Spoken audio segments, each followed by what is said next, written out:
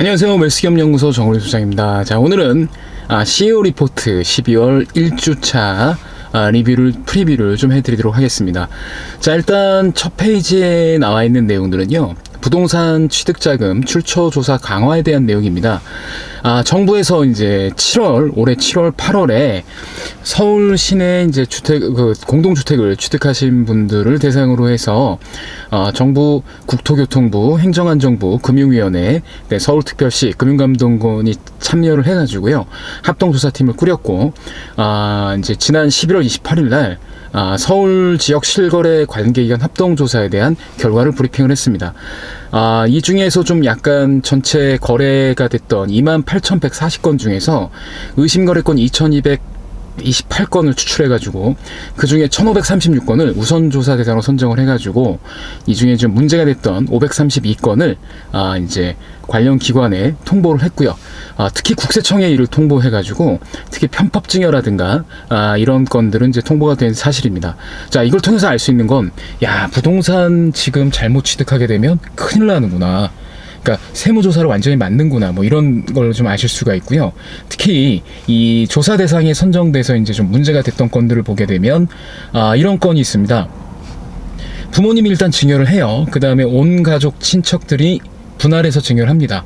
자, 근데 이건 되게 좋은 방법이긴 한데 이제 아마 국세청으로 넘어가게 됐으니 이 원래 자금 출처원이 어딘지가 이제 밝혀지겠죠.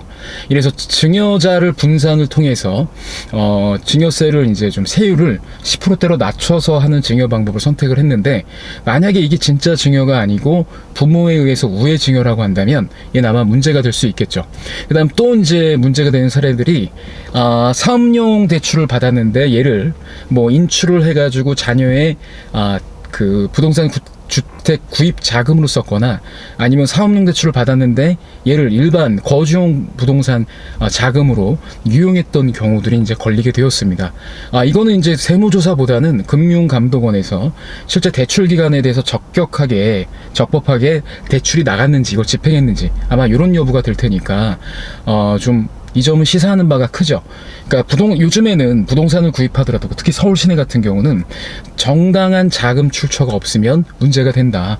그러니까 예전처럼 뭐 대충 증여하고 대충 얼머부려서 뭐 자녀에게 집을 사주면 이게 되는 시절이 아니라, 이제는 자녀에게 제대로 된 자금 출처를 만들어 줘야만 부동산이들 취득할 수 있고 여러 가지를 할 수 있다라는 이런 결론에 도달할 수 있습니다.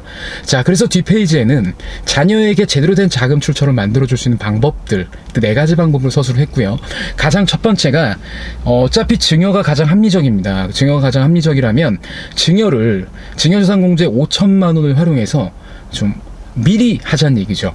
자, 10년에 한 번 5천만 원입니다. 직계 자녀에게는. 그러면 어떻게 하시면 되냐? 일찍 주시게 되면, 만약에 2억을 주신다. 그럼 뭐 예를 들어서 한 40년에 걸치게 되면 세금이 없는 거죠.